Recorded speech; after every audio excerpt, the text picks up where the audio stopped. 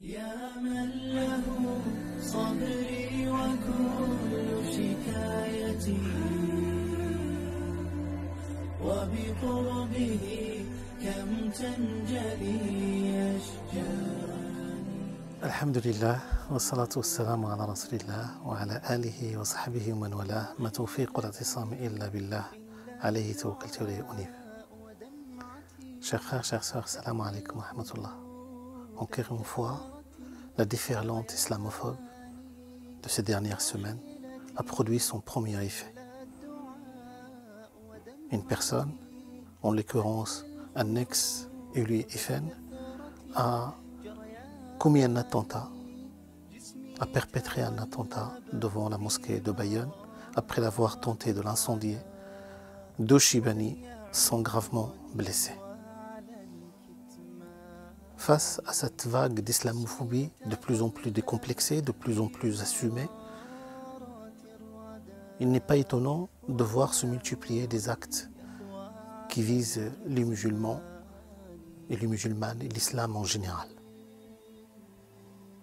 Depuis longtemps, l'islam et les musulmans sont à chaque débat, à chaque échéance électorale, sont au milieu de débats passionnels.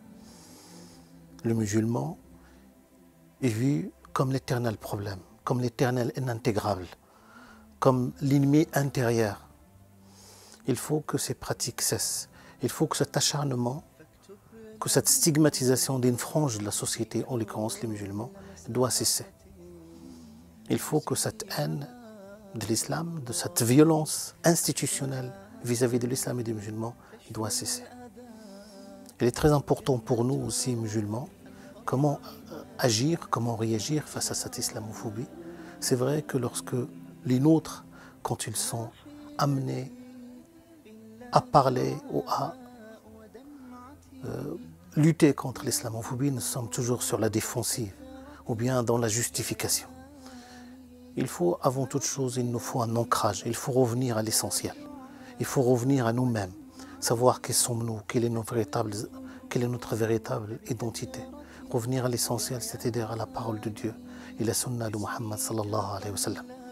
Il est très important pour nous d'asseoir cet ancrage-là spirituel, pour parler, pour se définir, pour s'autodéfinir.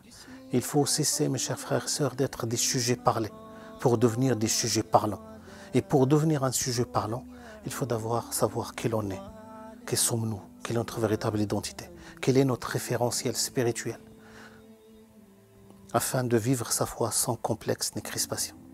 Maintenant, quand je parle de revenir à l'essentiel, c'est de revenir à ce qui nous définit le plus, à savoir la parole d'Allah subhanahu wa ta'ala, le Coran, quel lien intime développé avec le Coran, et à savoir le messager sallallahu alayhi wa sallam qui était à la fois le messager et le message, c'est-à-dire le messager et l'illustration parfaite des messages. Lui-même, sallallahu alayhi wa sallam, a vécu une islamophobie qui a atteint son apogée. Les Qurayshites de l'époque ont décidé d'éliminer physiquement le messager, sallallahu alayhi wa sallam.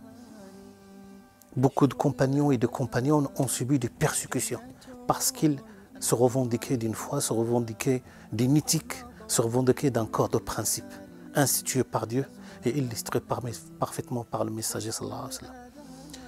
Comment retrouver cet ancrage spirituel, comment nous réconcilier avec nous-mêmes et avec notre référentiel spirituel, ce sera le sujet de notre prochaine Jumu'ah, Inch'Allah, quel lien intime entretenir avec le Coran. Wassalamu alaikum wa rahmatullah.